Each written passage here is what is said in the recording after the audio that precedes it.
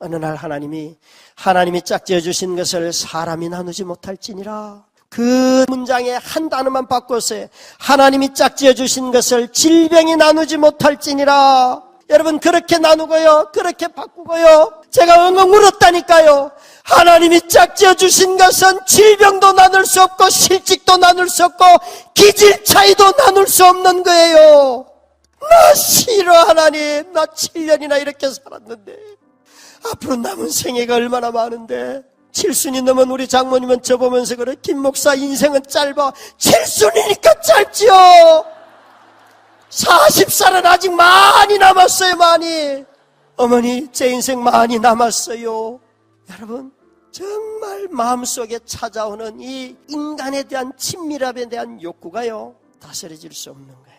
그때마다 그 말씀 붙잡기 시작했어요. 그래서 하나님이 나중에 섰을 때에 병년아, 너 뭐 하다 왔니? 그러면요, 하나님, 제가요 20대에는 터키에 선교사 가려고 준비했고요. 근데 하나님이 캠퍼스에 전도자로 불러서 캠퍼스에서 선교단체 간사를 15년 하게 하시고요. 40살 때 교회를 개척하게 했는데 개척하자마자 3개월 뒤에 아내 쓰러졌고요. 이렇게 큰 사고를 2번이나 당했어요. 그래서 40살 이후는 이 아내 하나 돌보다 왔어요. 그러면 하나님께서 제게 이렇게 말씀해 주시기를 기대해요. 착하고 충성된 종아, 네가 작은 일에 충성했다. 착하고 충성된 종아, 네가 작은 일에 충성했다. 여러분, 정말 이걸 받아들이고 싶지는 않더라고요. 그런데 내 소망이 뭐냐고 묻는다면 내 인생의 마지막에 사람이 있다면 이렇게 안 살 것 같은데 하나님, 그분이 내 삶의 마지막에 만나야 할 분이기 때문에 그분이 원하는 삶을 살고 싶다는 거예요. 비록 내 삶의 고통과 질병이 떠나지 아니해도 오늘날 한국교회는 하나님의 능력을 경험하지 못했기 때문에 부흥의 물결이 끊어진 것이 아니고 하나님의 죄인을 품는 사랑이 식어졌기 때문에 하나님의 사랑을 신실하게 전가하는 사람들이 없기 때문에 무너지고 있는 거예요.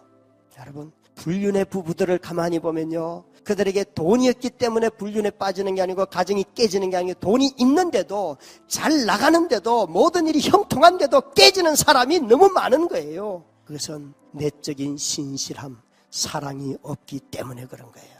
사랑이 없기 때문에.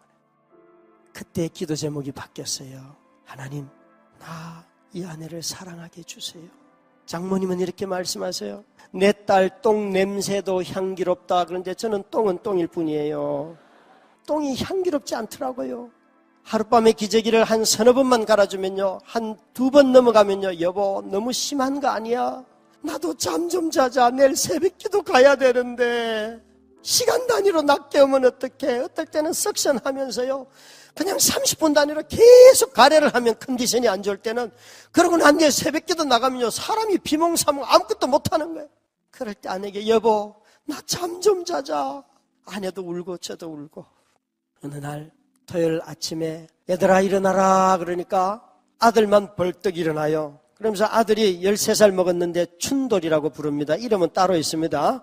춘돌이가 대답하기를 아빠 우리 집에는 왜 남자들만 일하는 거야? 그러는 거예요. 그러면서 이놈이 주절주절 하기를 큰 여자는 아파서 아무 일도 못하고 춘녀는 17살인데요. 춘녀는 말 안 들어서 못 시키고 막내 9살은 할 줄 몰라서 못하는, 왜 남자만 일하는 거야? 그러는데 마음이 짠하잖아요. 그래서 제가 이렇게 물었어요. 그럼 우리 도망가서 남자 둘이 살까? 그러니까 이놈이 저를 딱 보면서 엄마는 이러는 거예요.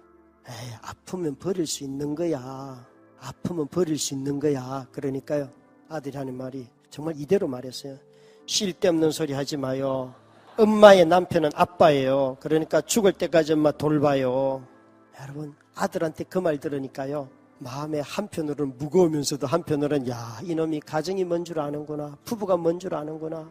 그 말이 얼마나 위로가 되는 줄 아세요? 위로가 되는지.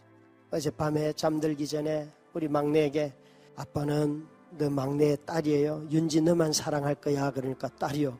엄마는요? 그러세요. 엄마보다 아빠가 너를 더 사랑한다니까. 그러니까 엄마를 사랑하지 않는 아빠는 나도 안 사랑할 거예요. 그러는 거예요. 와, 아이들 무섭죠? 저는 잘 몰라요. 제가 제 아내를 돌보고 제 자녀들을 돌보는데 왜 이렇게 칭찬 듣는지 모르겠어요. 그것은 세상의 기준이 빗나갔기 때문에 그래요. 이 칭찬은 들으면 안 되는 거예요, 사실은. 그리스도인들조차도 기준이 빗나갔기 때문에 그런 거예요. 자기 배우자에게 충실한 것 하나님이 원하는 것 아니에요? 자기 자녀들을 정말 삶으로 잘 양육하는 것 하나님이 원하는 것 아닙니까? 그런데 왜 저는 이 많은 칭찬과 격려와 위로를 받습니까? 세상의 기준이 빗나갔기 때문에 그런 거예요. 기도하러 본당에 출근해서 기도하러 본당에 올라가는데 마음이 너무 무거웠어요. 하나님, 욕창이 여러 달 안 낫고 있기 때문에 지금까지 안 낫고 있는데 하나님 저 너무 힘들어요. 그러니까 하나님이 힘들다 그러는데 뭐라 그러시는가 하면 난 너한테 아들 줬다 그러는 거예요. 여러분, 이게 힘들다 그럴 때 그래 내가 너를 지었다, 내가 너에게 새 힘을 주리라, 일어나라 뭐 이런 말씀을 주셔야지 위로가 되잖아요. 왜 뚱딴지같이 힘들어요 그런데 아들 줬다, 이게 맞아요 안 맞아요? 그냥 혼자 퍽 퍼져갖고 울었어요. 그냥 나 너무 힘들어요 진짜. 그런데요, 그 다음 날도 한 말씀 안 하시고 3일째 되는 날 말씀으로 로마서 8장 31절부터 39절 아들을 아끼지 아니하시고 내어주시니가 어찌 그 아들과 함께 모든 것을, 옛날 번역에는 은사로 주시지 않겠느냐, 그 말씀을 떠올리게 하시더라고요. 와, 은사라는 말에 다 집어넣었어요. 아들까지 주셨는데 뭘 안 주겠어? 그런데 갑자기 성경을 펴라 하는 마음을 주셔서 펴서 읽는데 34절 35절 내려가면요, 환난과 기근과 곤고와 적신과 칼이랴. 하나님 이거는 아니에요. 이게 은사였습니까? 하나님 이건 아니에요. 근데 그때 하나님이 두 번째 말씀하시더라고요. 병년아, 아들까지 준 사람에게 너 뭘 달라는 거냐? 하나님이 우리에게 줄 수 있는 가장 귀한 선물은 저와 여러분의 기도에 대한 응답이 아니고 예수 그리스도의 십자가예요. 이거보다 더 귀한 선물은 없어요. 하나님이 제게 말씀해 주고 싶었던 것은 뭔가 하면, 병년아, 너 지금 구하는 거 그거 안 이루어져도 지금까지 살아왔지 않냐? 내가 너한테 이미 준 최고의 선물, 귀한 선물, 유일한 선물, 다시 줄 수 없는 선물, 십자가가 있지 않느냐? 하나님, 맞아요. 하나님 제게 이미 귀한 거 주셨어요. 나는 이 사랑을 잃어버렸어요. 여러분, 그리스도의 십자가보다 더 큰 건 없습니다. 저와 여러분이 구하고 있는 기도 제목은 이루어져도 살 수 있고요, 안 이루어져도 살 수 있고요. 그죠? 그것이 안 이루어져도 하나님의 큰 사랑 안에 있음을 저와 여러분이 결코 의심하지 마시기 바랍니다.